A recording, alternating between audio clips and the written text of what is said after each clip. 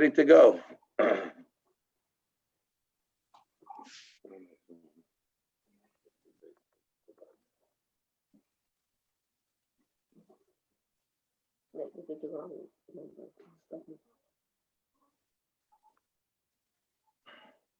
Okay. Okay, Shavua Tov. Tov, everyone. We're ready to go. And to do the Havdallah, rise while we do the Havdallah. Move this computer back a little.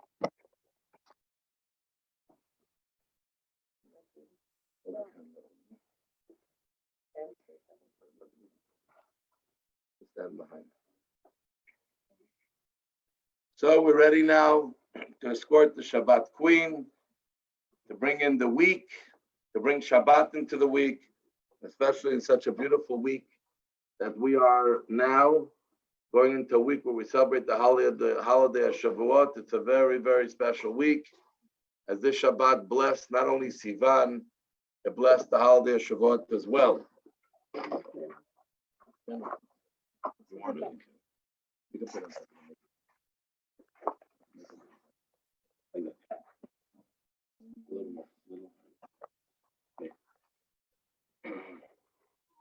El Yeshua si Evtach v'lo yevchad Ki yaziv zimrat Adonai Vayil Yeshua Mayim b'sasoyin mimayin Yeshua Adonai Yeshua alamcha b'yirchosecha selah Adonai tzevay simanu V'zavalanu le'yakoy selah Adonai tzevay zashnei yadam V'vay yeteyach bach Adonai Yeshua HaMelech Yaneinu V'yayim Kareinu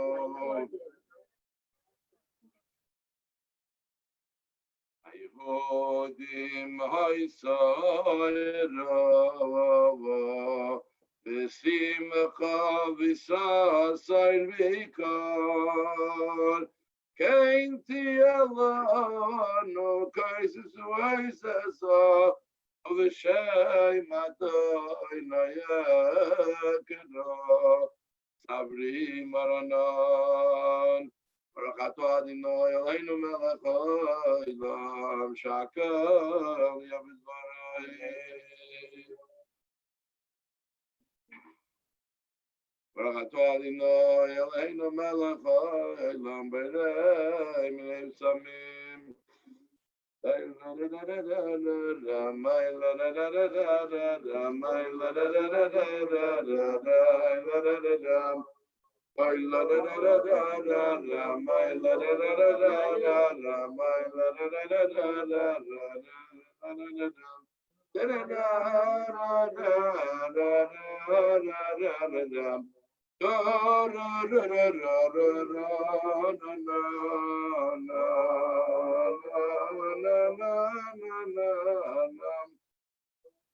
Baruch atah Adonai Eloheinu melech haolam berei mirei yoesh.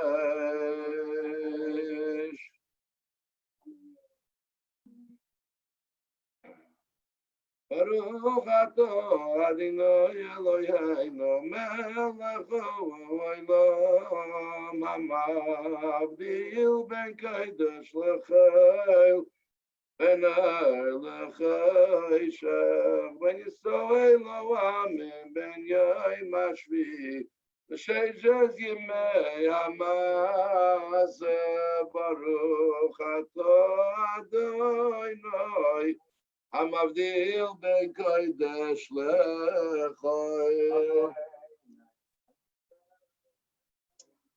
We just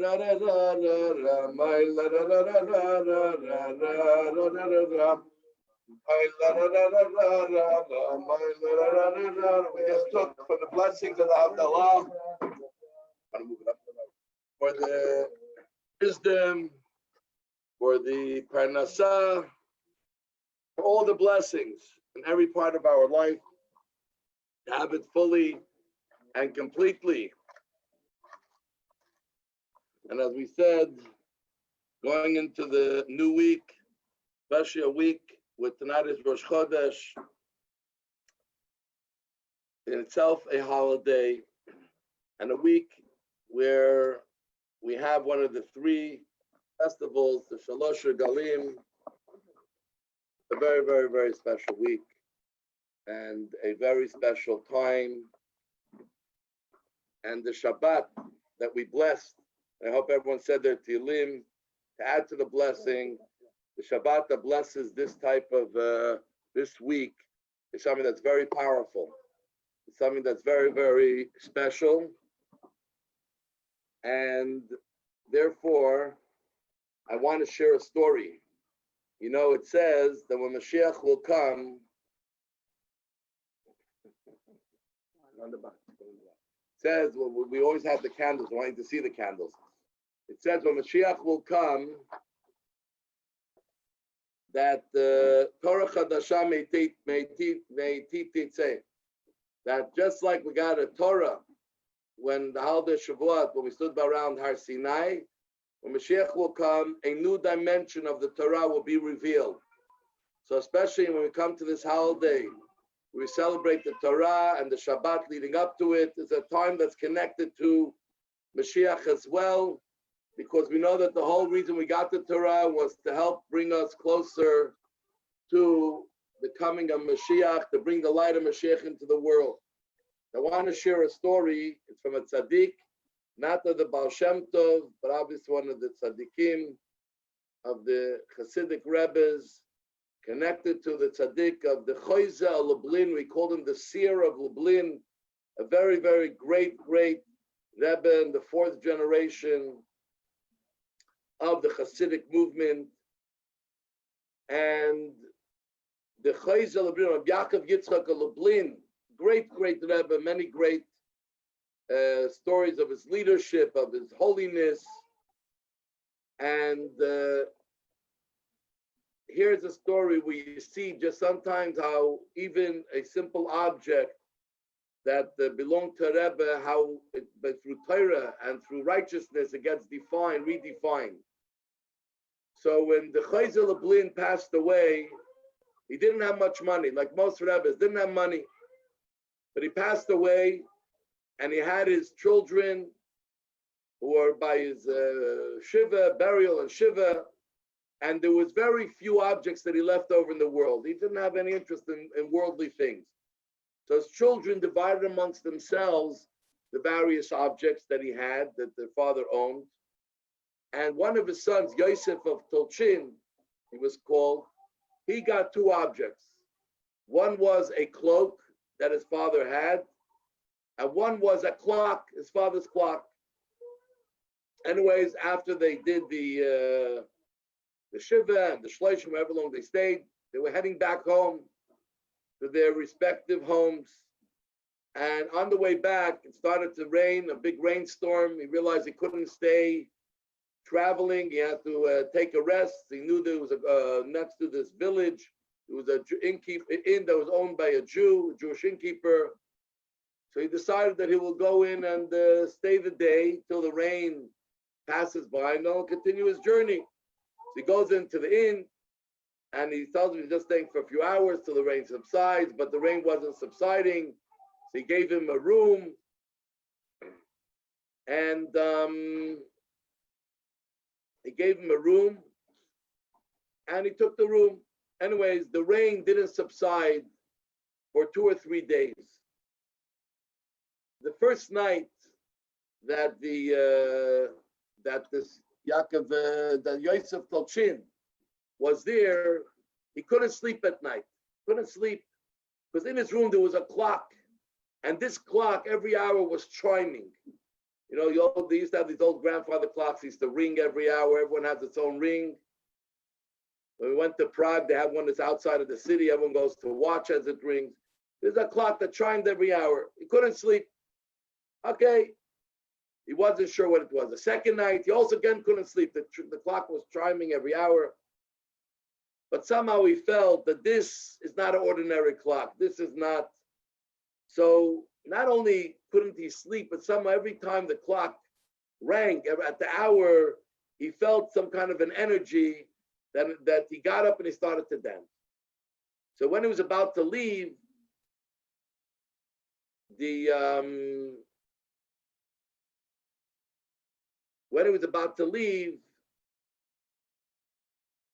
so the innkeeper said, "Here's your bill." He said, "I have no money to pay. It's too much." He says, "Give me something." He says, "I only have two objects. I have the clock, and I have this cloak." So the innkeeper said, "Listen, I'm a simple guy.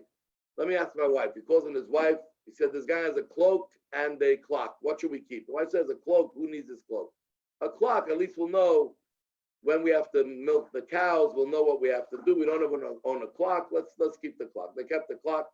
They put it in the back room of the hotel, of the little bed and breakfast, so no one should see it and get jealous because no one owned the clock in those days. And that's what happened. A little while later, a few years later, someone is passing by this inn, and he wants to stay the night. He didn't have much money, so he gives him a back room. Takes the back room, he goes to get ready to bed, he goes to sleep. All of a sudden, he hears the clock chiming. And when he hears the clock chiming, he felt some special energy in the clock, and he started to dance. And every hour when the clock chimed, he danced.